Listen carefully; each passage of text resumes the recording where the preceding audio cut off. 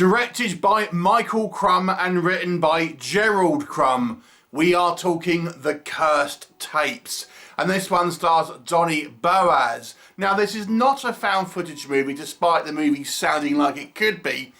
It is effectively a kind of demonic attack film. So Donny Boaz plays this guy whose father is killed, and they're somewhat estranged. And he returns to the house of his father to effectively, sort stuff out. But he finds a lot of bizarre stuff. There is a basement which is chained shut and has kind of symbols all over it. There's loads of VHS tapes that seem to have some strange content on there, effectively with some kind of demonic kind of entities and things like this kind of captured on film, and effectively a few kind of warnings about what's sort of going on. And there does seem to be a demonic presence in the form of this kind of silhouetted female figure who is able to kind of talk through the radio. And it's not just affecting Donny Boaz's character. There is seemingly influence spreading out from this house. What will happen? You will have to watch the movie and find out. So let's discuss. So Michael Crumb's actually got quite a large list of kind of lower budget horror movies and action films like that. So he's an experienced director at this point, albeit all with the kind of the B-movie style of filmmaking. And I do think there is some effective scares in this movie. There's scenes in this film which I think are very well put together on a kind of horror level. So first of all, the look of this kind of creature itself, for the most part kept in shadow. We just see kind of a silhouette with kind of glowing eyes. I think it's very effective. And there are some decent sort of sequences where, we've got someone in a kind of a dark room or a house or something like that, and they're kind of walking around and the tension's building and we kind of get a good sort of jump scare here and there.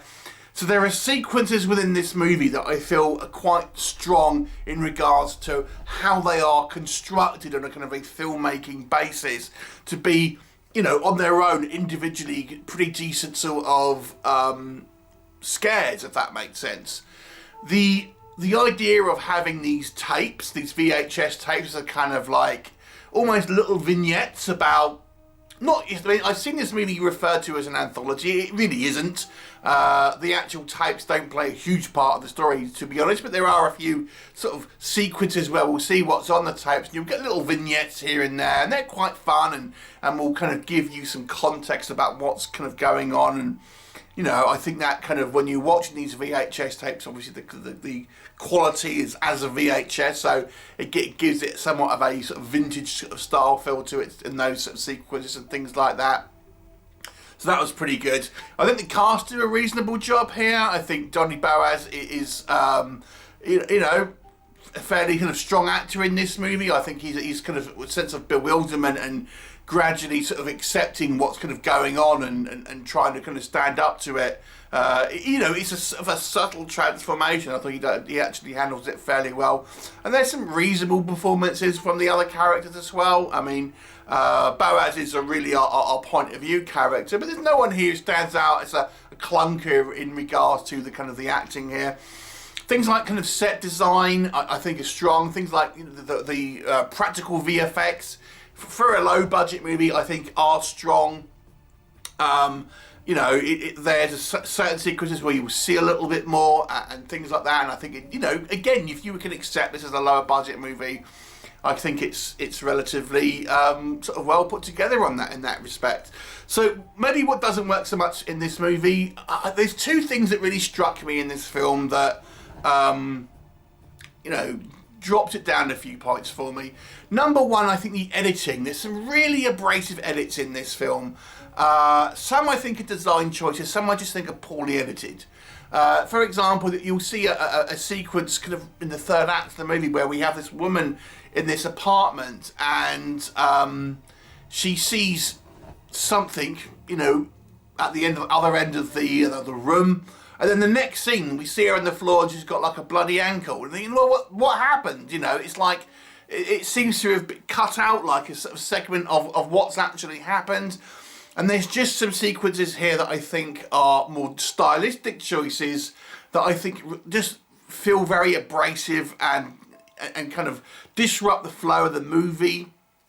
There's some very quick edits kind of thrown in there that I just didn't really think helped the film, and I actually think it ends up being a little distracting. And I think some of this kind of erratic style of editing makes this film seem somewhat scattershot.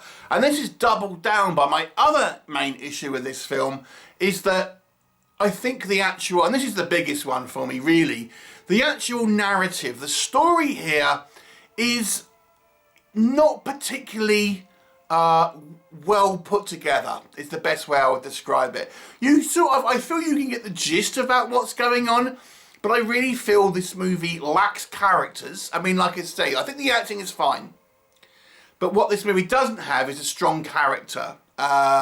You know, Boaz does what he can with the role, but the role is really not fleshed out. So we don't really feel like we know our central protagonist, or anyone else for that matter. We don't get a sense of really who they are, what they're like, what they want. It's just not there. And then as the film progresses, that certainly, you know, as the first two acts go, I feel there's elements here where you just think, who are these people? Who's that guy? You know, how is this person connected to that person? It just doesn't really feel like the work's been done to tell a narrative that has a kind of a flow which is easy to kind of follow. It feels convoluted, and it feels like somewhat poorly thought through. Now, it's all very well having good visuals, which I think this movie does have, but if it's not attached to a compelling narrative, or one with characters that you can kind of latch onto or root for and things like that, then that's where I feel people's attention span will start to kind of drift. And I think this movie is probably somewhat kind of guilty of that. I mean, it's a lower budget film. People aren't going to like certain aspects because it's a lower budget film, but those of you who watch this channel, I suspect, have watched a few low budget movies in your time. So that, you know, is just par for the course. But the story here, I think, unfortunately, is the main issue. And you know, you've got Gerald Crumb writing, you've got Michael Crumb directing, and I think what this movie needed was have a strong producer who is able to kind of push back a little bit and kind of say this narrative is just a little bit clunky. It doesn't really flow. Character motivations aren't particularly clear. We don't quite know who these characters are and what their relationship is to, etc. What this kind of demonic force is really all about. It's really not particularly kind of well established, and you know, that's unfortunately the main issue here. Overall, I think this movie has some visual flair. I think there are sequences, if you kind of watch them just separately, you watch this sequence and thought, damn, that looks pretty good. You know, that's a well put together scene. But then when you put it all together, it kind of makes this like a little bit of a jumble, which is a shame really, because I think individually the scenes and sequences do work well, but it's just not held together with a particularly kind of strong plot or narrative. So for me, it ends up being somewhat of an average film. It's you know, it's an entertaining film to a certain degree, but it's not going to be particularly memorable in any way. So I'll give this one a 5 out of 10. Have you seen it? What did you think of it? Please leave me a comment and I'll look forward to seeing you next time.